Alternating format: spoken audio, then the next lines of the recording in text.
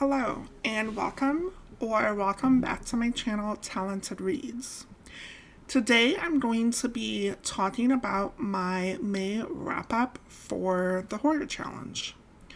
So from my graphic that I have that I did not create, but I found it off the internet, I'm still working my way through the paranormal section, which is the section all the way to the right. May was all about witches and occult. I've completed the 4 prior subgenres in this section. I have a playlist dedicated to all of my Horror Challenge wrap-up videos. I'll link that in the description box if you'd like to check them out for content on the other subgenres that were in the section. A reminder, this is a mixture of books and movies, both new for me and then my recommendations. So let's get into it. In the month of May, I read a total of 5 books. First is Now You're One of Us by Asa Nonomi. This is about Noriko, who marries into the Shito family, and she literally marries into the family because, like, all of them live together in one mansion. As the book progresses, Noriko decides the family is not all that they seem, and she struggles to uncover the truth before it's too late. Oh man. This was kind of a messed up book.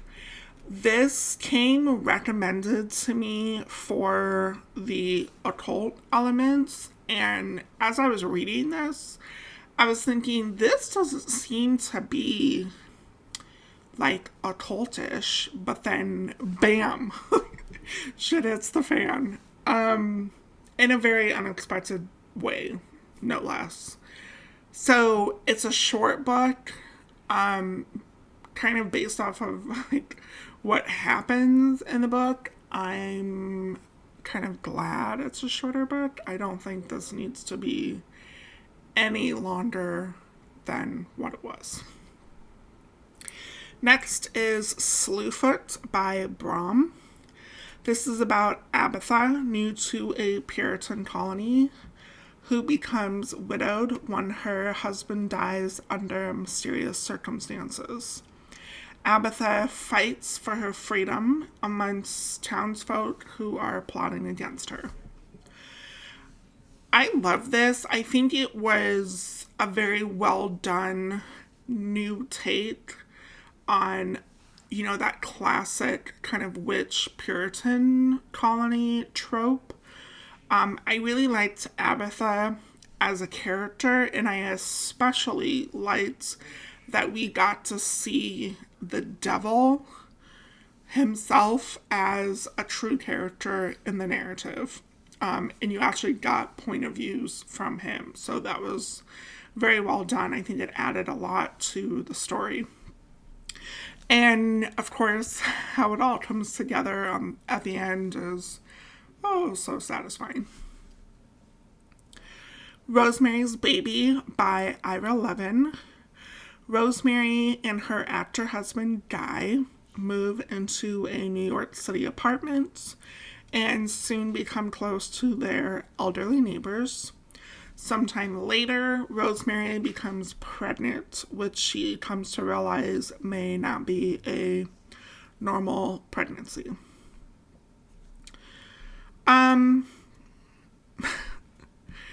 I do see why this is a classic. I know a lot of people have said that this made them scared, like when they first became pregnant, and I can understand why. But is it a top movie choice for me? Nope, it's sure not. I just couldn't get past the characters. And the ending seemed so out of place for the characters in the book. It just didn't seem like I don't know, those type of characters that would do that. So it was just kind of hard to get on board with everything that was happening. But, you know, I think the mystery part of it and the uncovering of what was happening was interesting and well done. The Ritual by Adam Neville. This is about a group of friends who decide to go on a hike in the Scandinavian wilderness and just reconnect. The group, who's kind of feeling already at odds with each other, decide to take a shortcut through the woods, which turns into a nightmare. So one thing that I like about occult books and movies is it's always interesting learning the origins. And this was a first for me. This was actually Norse mythology, which I don't think I've ever experienced before, though I've heard of this particular god in Norse mythology. So it was cool to see this kind of darker side to that mythology and lore. And of course, these poor friends. Such a weird group of friends to begin with, but then with the tensions being so high and just the stress of the woods and like what's going on, it was a pretty intense read. And lastly is The Year of the Witching by Alexis Henderson. Emmanuel, who's an outsider in a very tight-knit society, is struggling to learn her place and is learning why her mother was cast out. Okay, so I struggled to get through this book a little bit, but oh man, when I get to that part, you know, that part, for those of you who have read the book, you know the part that I'm talking about. When I got to that, I was literally on the edge of my seat. And I'm thinking something is going to happen and I can't freaking wait. And that right there made the whole book worth sticking around for. Now, I think this is supposed to be, I don't know if it's like a full series or a duology, but I know there's supposed to be another book after this, and I don't, at this point, foresee myself continuing on. I liked the book for what it was, and I was satisfied enough with where it stopped that I don't feel the need to continue. So that's it for the books I read. Let's talk about the movies that I watched. The Conjuring is the first and original film in the Conjuring universe. This is about the investigation done by Ed and Lorraine Warren at the Perron family house. Okay, so I cheated a little bit because I have already seen this movie like a jillion times, but I was happy to watch this like it was my first time again. And it was one of the movies that was on the graphic, which I said I wanted to try to pick one of those. So I went with this one. This movie gets a lot of shit, but it is one of my favorites. I think the family is such a good dynamic, and the mystery and the activity is a good one. I think a lot of haunted house, which we kind of already talked about, and possession, which is another subgenre we've already talked about. I think those are a lot more devil-y focused, so it was kind of cool to see a spin with the witch aspect. You know, it's just a good time. The Blair Witch Project, and here is where I admit that I, a horror fanatic, has never seen one of the dubbed most important horror films ever. I think this movie really put found footage films on the map. which I love found footage films. This is about a group of friends who hike into the woods to shoot a documentary film about a local witch, and of course, stuff happens. Now, don't come for me, but this was not a favorite. And I think there are other horror films that I would consider more important to the genre than this one.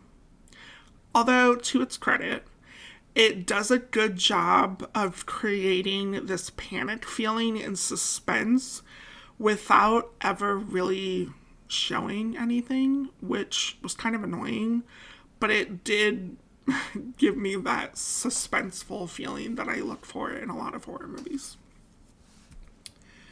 Next is Rosemary's Baby. I read the book, so I couldn't not watch the movie. And I think the two actually follow pretty close, actually. Although I will say I had an even harder time connecting with any of the characters in the movie. The husband guy is just an ass. I almost felt like he was even more bad or worse in the movie than he was in the book. But, it's a classic, so I'm happy to have watched it. And the last movie is The Wretched. Okay, I failed on this one. I had a hard time tracking this movie down, so I didn't get around to watching this. But I am determined to watch it in the next couple of months. So stay tuned on that. Okay, now for my recommendations. Let's run through the book recommendations. I have 4 of them. First is Hex by Thomas Oldhovelt. This is about Black Spring, a town haunted by the Black Rock Witch. One day, the town's teenagers decide to pull off a prank with the witch, and it's something they soon wish they hadn't done. I read this several years ago and pushed a couple of my friends to read this too. And it's still, to this day, the book in which I gauge all of my other witch books off of. The witch in this book is kind of a character, but it's not like a character we ever get a point of view from. She's more just like always in the background, and the residents try to ignore her, and it's just an interesting dynamic between the witch herself and the townsfolk.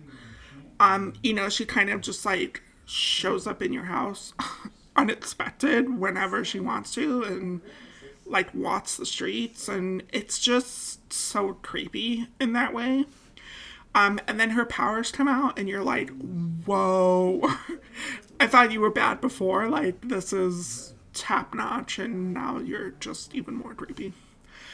And I will say, this book was actually picked up and republished by Tor Nightfire, and their cover of the book is awesome. I think I'm actually considering buying another copy of it, because you can actually see the witch in here, which is just amazing.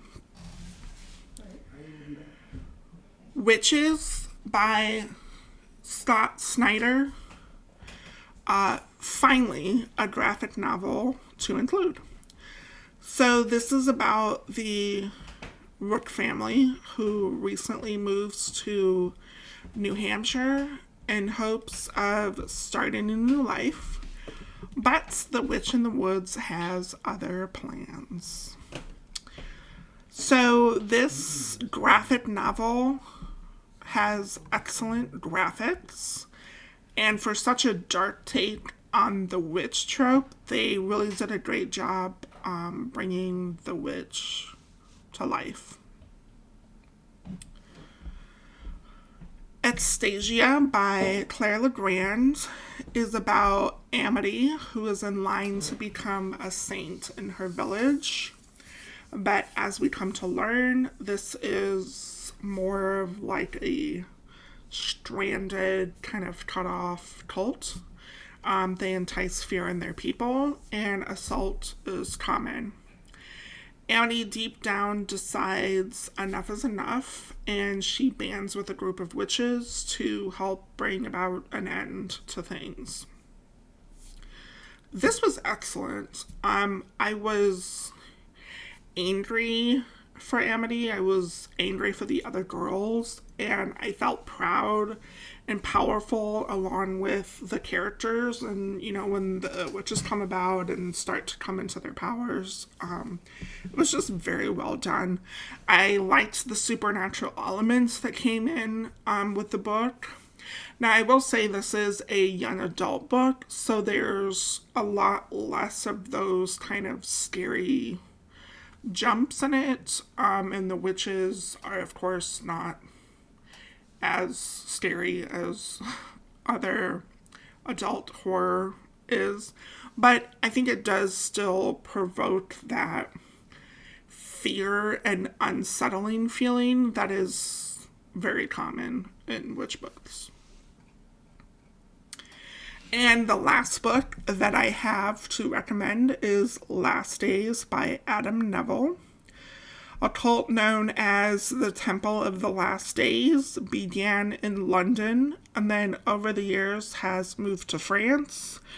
And then in Arizona is where the cults meet its bloody end. Several years later, Kyle has been hired to shoot a documentary about the temple and how everything went down, but he gets more than he bargained for.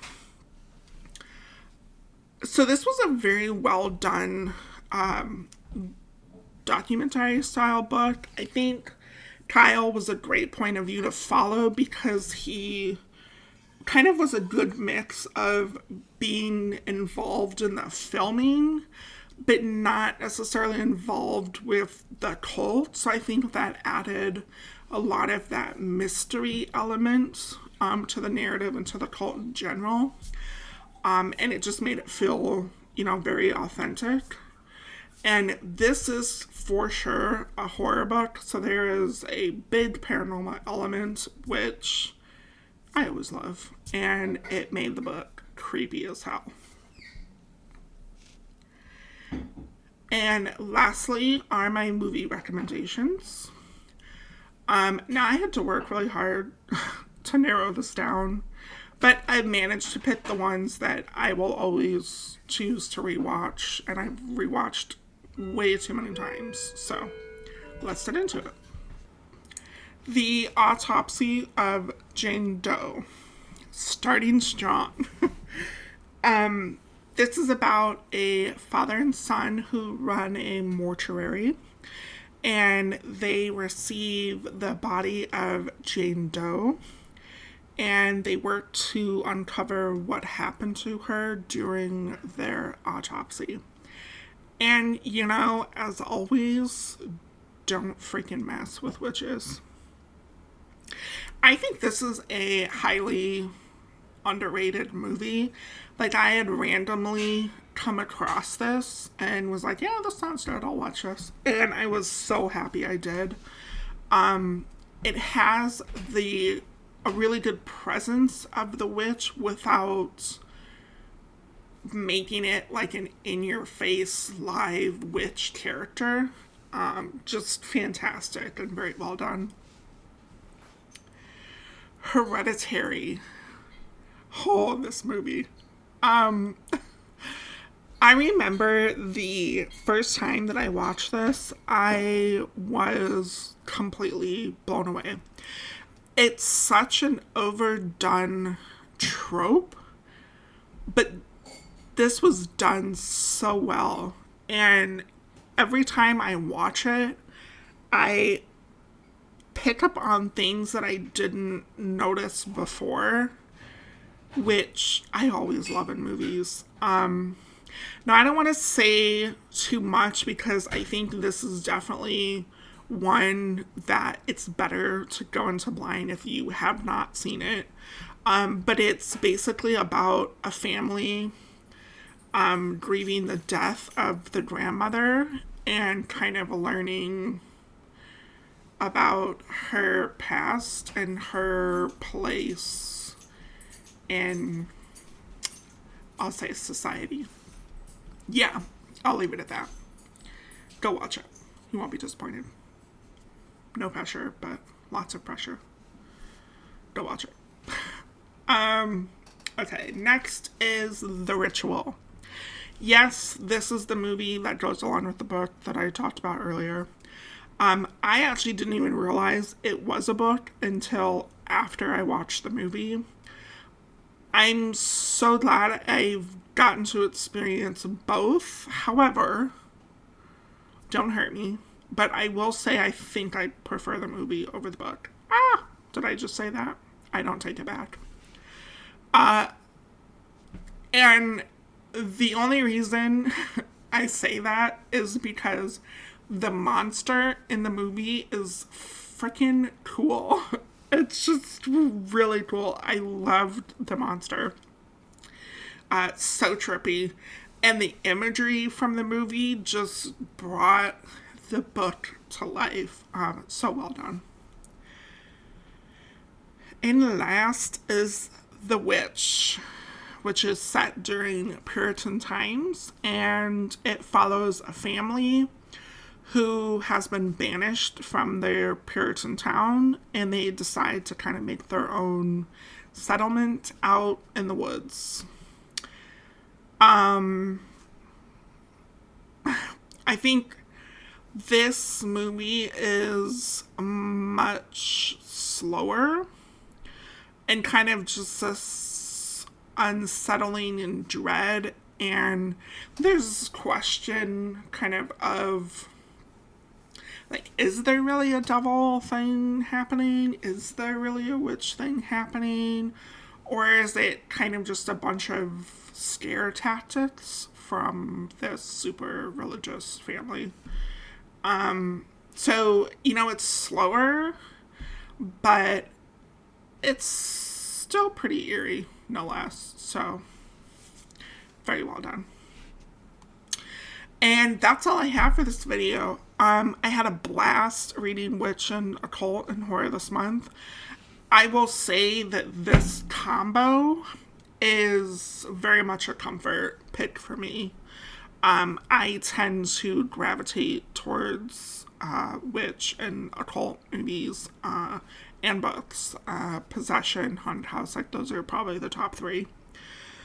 Drop a comment below and let me know what your favorite witch and occult books and or movies are.